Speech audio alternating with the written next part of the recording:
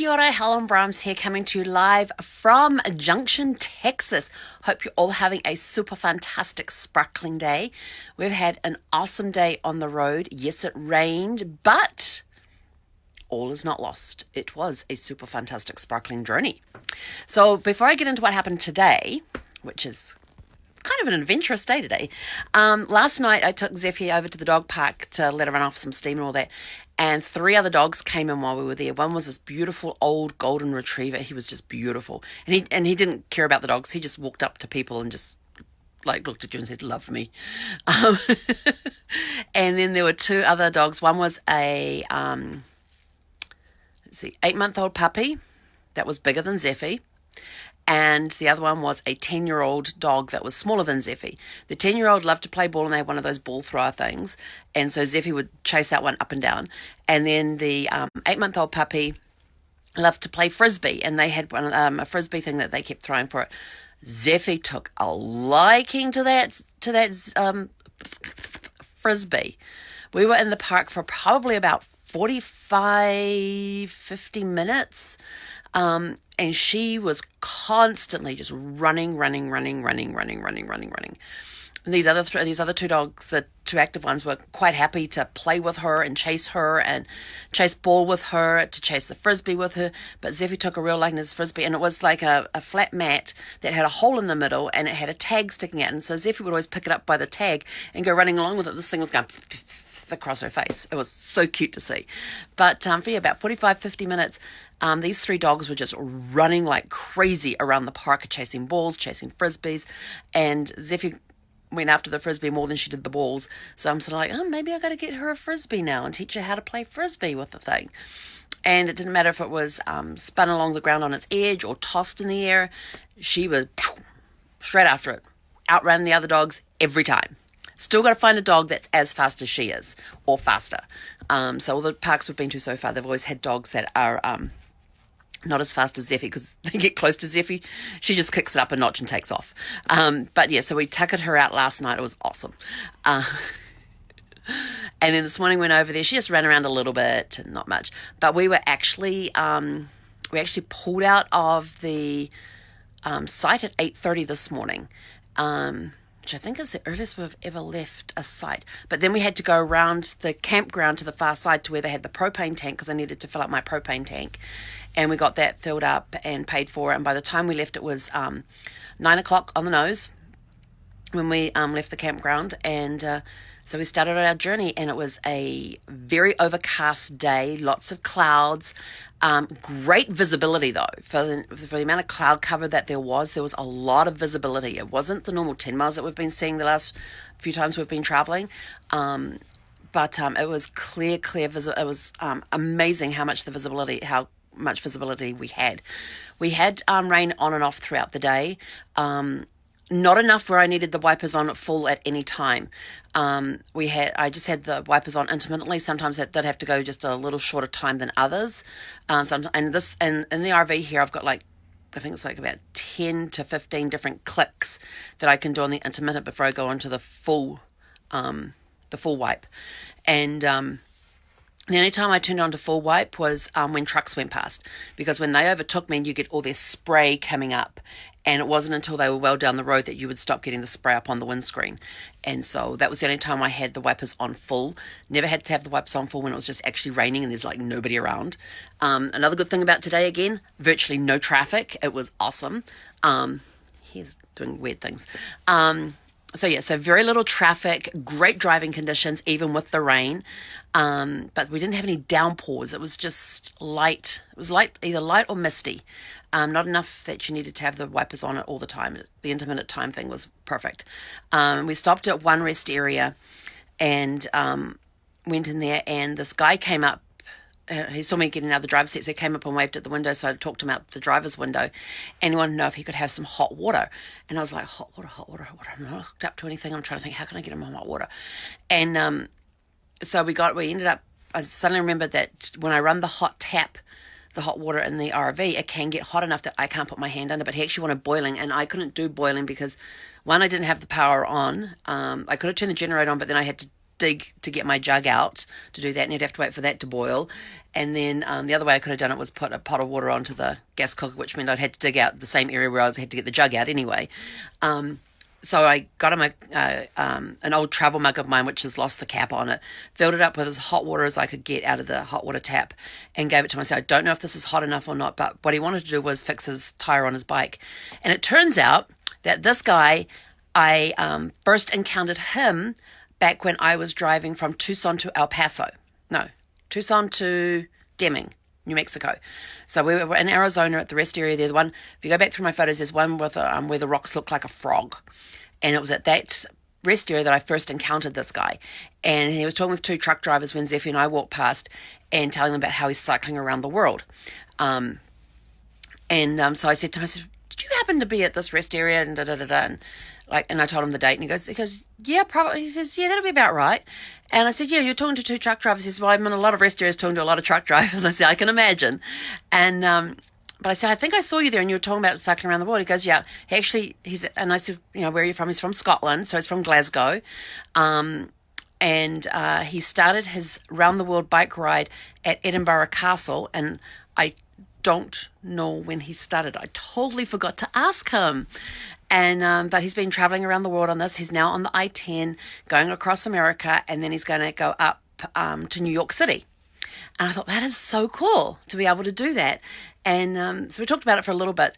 And when I was driving down the road, I suddenly thought, next time I meet up with him in a rest area, if he's got time, I'd love to do a Facebook Live with him and ask him about, how many miles he cycles each day, what some of the challenges he's faced. How do you keep focused to get on your bike and just cycle day after day after day on these endless miles?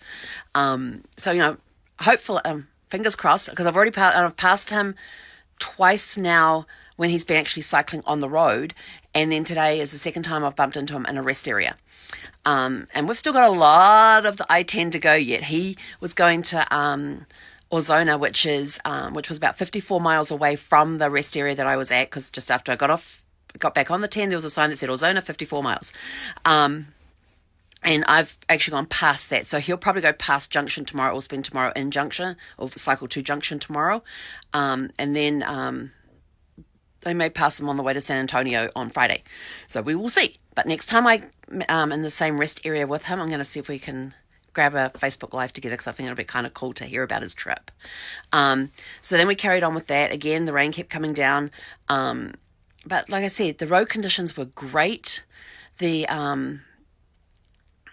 traffic was light, but I did make two observations today.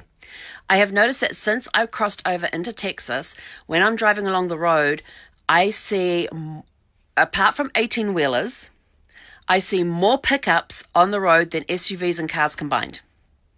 I actually started counting them. And I got to the point where I was just losing count of the number of pickups, but I could count the number of SUVs and cars quite easily. So from El Paso through, because El Paso is right near the border of with New Mexico, all the way through, most of the cars I have seen on the I-10, or most of the vehicles I've seen on the I-10, except for the 18-wheelers, have been pickups. So that's one observation I made about Texas. The second observation I made today, and this is just today only, is there was a lot of roadkill between, where was I last night? Fort Stockton and here in Junction, which was 188 miles from campground to campground. There was a lot of roadkill. One coyote was one. The rest of it, all skunks. And I had the recycle air button pressed on my dashboard there, but you could still smell them coming through. And I'm like, oh, it was stinky. Some of them were really stinky because they were really fresh, and other ones were like a few days old, so there wasn't anything left to smell. But yeah, there was a lot of skunks. And yes, you could tell they were skunks. They had the black and white stripes on them. They weren't raccoons. They weren't cats. They weren't dogs. There's one coyote that we passed. The rest of them were all skunks. I was like, man, there's a lot of skunks down here. So that was my two observations today. The number of pickup trucks on the road and the number of skunks that were roadkill today. Then we stopped at the first rest area because I suddenly realized I hadn't eaten breakfast that morning. So I grabbed a protein bar, had that for breakfast, then we got on our way. We stopped at the next rest area probably around lunchtime. just after, around lunchtime. And we had, when we got to that rest area, we had just over an hour to go to get to my Junction.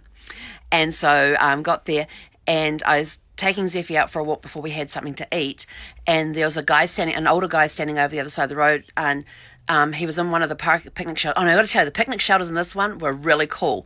The sides of them were huge, giant wagon wheels, and they were holding the roof up over the picnic table area, and they had a little grill there that you could put your little charcoal wood burning thingy in there to cook your food on. And the really cool thing about this one is that when you come in, the road forks. Now, normally when you go into rest areas, it says trucks this way, cars this way. But this one didn't have any of those signs. It was all parallel parking. And if you went around to the left, you went across the front of the rest area. But if you went to the right, there was a dumping station there for RVs. And there was also a connection there where you could hook up to fill up your water tank with potable water, which I thought was really cool. I hadn't come across that yet in a picnic in a rest area. So I went around the back where it was curved, went around there because I could see better walking area for Zephy. And so we're out walking. This guy across the road, he was all kitted out, and I looked over and I could see his bike with his little trailer that he had on the back. And he's on a bike tour of the States. He's been cycling for 8 months. About 15 years ago, he did South America, and he did Europe before he did South America. But yeah, because he looked at my rig and he says, Fleetwood Boundary. He says, this is a 2005? I went, no, it's a 2006. He said, yeah, he says, mine's a 2005, he said. I didn't think it looked exactly the same, but I figured I'd start there. And so his RV's back home, and he decided that he wanted to do his tour around the country by bike because he's already done South America and Europe, so I figured it was time to do his own country. And but he was telling us that when he started the bike ride 8 months ago, he was at 275 pounds, and he's now down to 225 pounds. And all he was looking for was some ice to put into his little cooler bag that he had with him for his refrigerated stuff. And I said, and it's true, unfortunately, I have no ice in my freezer. Most of them will have like ice makers, or they'll put ice trays in there. I don't use ice a lot. I will occasionally use it in my smoothies to help thicken it up. But typically But I now use avocado, banana, my protein powder has a thickening thingy in it that helps thicken up, so I don't need the ice as much. I do have ice trays with me, but there's nothing in them because they're sitting up in my cupboard. And so I explained it to him. I said, look, I am so sorry, I can't help you with the ice. And but there were 2 other RVs down, and so after we chatted for a bit, he walked on down to see if one of the other RVs had ice, and one of them did, and we were able to give him a cup, and he had a cup with him, so they were able to fill up his cup with some ice for him. But he had his little barbecue fire going so he could cook his food and all that sort of stuff. But today was cold. I think we were high 40s, low 50s throughout the whole day. It was cold, it was wet, but like I said, it wasn't raining hard. We got to Junction at 1 p.m. this afternoon. So that was 4 hours on the road, complete with the stops that we had along the way. So we probably had a total of almost an hour in stops. So, it was just under an hour because the first stop was like 20 minutes. The next one was probably about 30. So about 50 minutes. Yeah, so that was about right. And so I pulled off the exit before I needed to for the campground, because the campground was the next exit along, because the one before that had a Pilots there where I get my gas. And if you're with Pilots or Flying J and you've got a Good Sam card, you get 5 cents off a gallon. And some people think, is it really worth it? Yes, it is, especially when you're putting in 50 gallons of gas. Although today Sparkles was a little hungry and we had 58 gallons going today. But that was okay. So I filled up her belly because she was starting to get a little low, and I wanted to get it filled up before I got to the campground so I wouldn't have to worry about it when I leave on Friday. And then a mile down that same street and I'd already looked on the map beforehand when we were at lunch, so I had the Pilot right next to the near the exit, on the exit ramp, and then about a mile down the road was a market. I have to tell you, I know different areas have different things in their markets, but this is kind of cool. It was a small market, very limited selection on stuff, but I went down one aisle and there was as much hunting and fishing stuff as you wanted. There were these big machete knives down there. There was stuff for your bows. There were arrows for your bows. The bows were not there. But they had fishing rods, they had your lures and your tackles and your weights. And I was just like walking down the side going, this is so cool.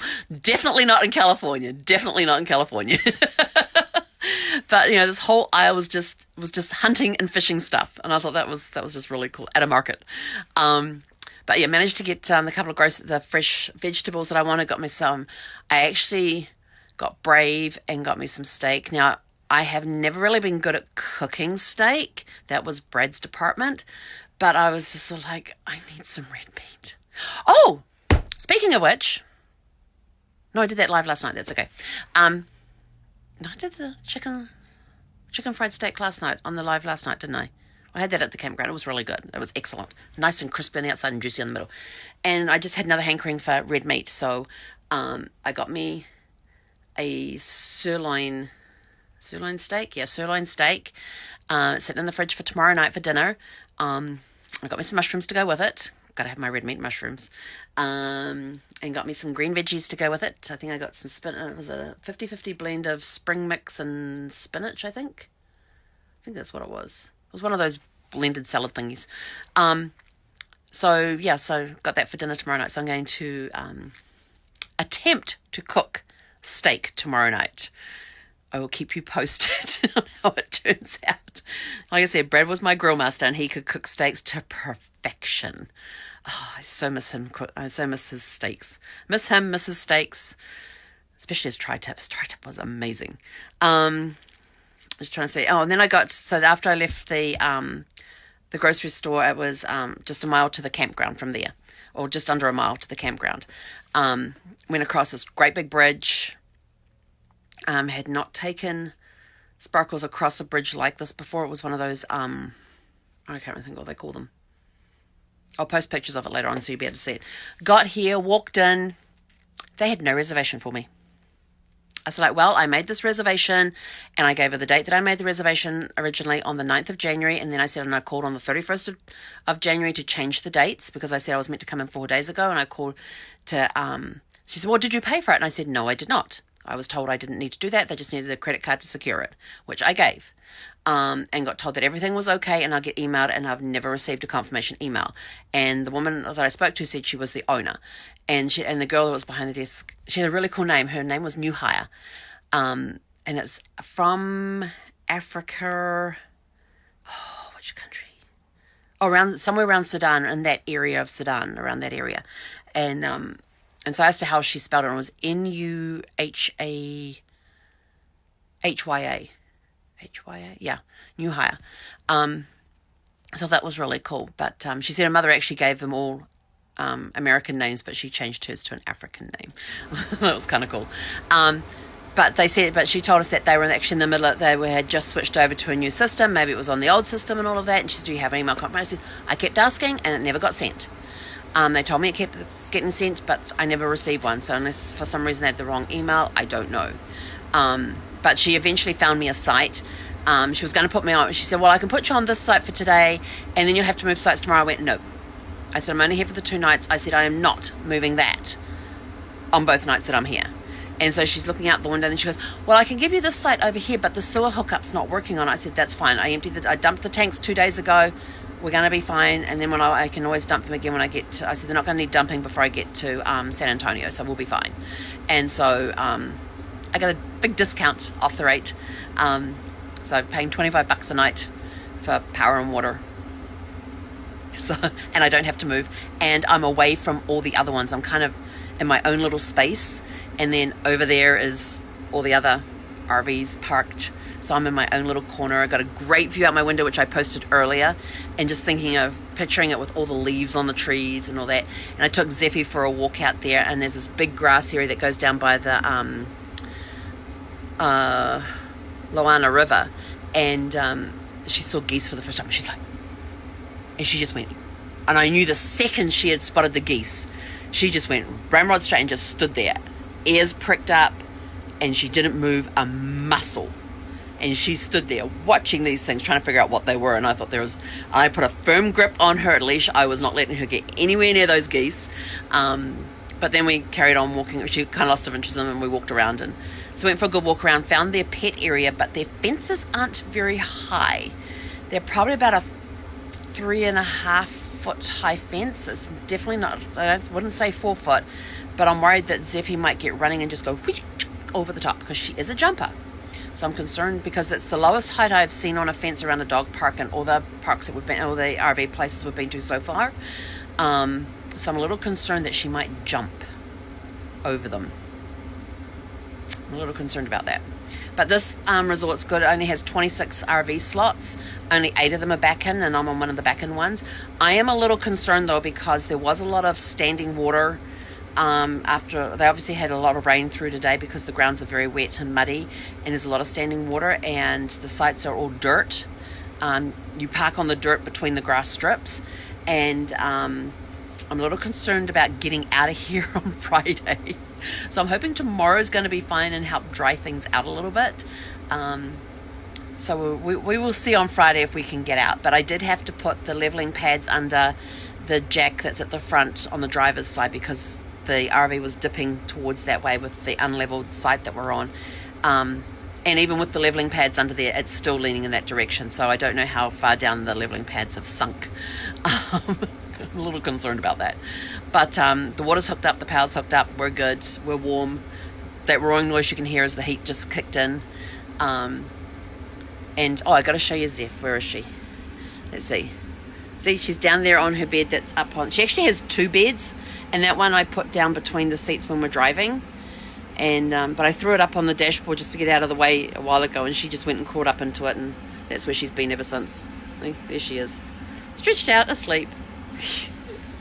But she actually likes that perch because when I had the curtains open, she'd hear a noise and she'd just pop her head up, look out, check what's going on, put her head back down and go back to sleep. So, so we have the next 2 days. Tomorrow's going to be doing some work, an R&R day, doing some work, and cooking steaks tomorrow night for dinner. So I got 2 steaks in the pack because they don't come in singles. So I'll cook them both up tomorrow night so I can have one cold the next day for lunch. But yeah, we had 188 miles today. And that was the other thing that I noticed today. We didn't have any wind. Just going through my notes here from today because I'm keeping my journal as I go. So we had no wind today, which was awesome. And watching the terrain change. So we've gone from desert, barren deserts with sharp mountains, to going more to a greener scrub type stuff. Well, they were kind of tall scrubby shrubs.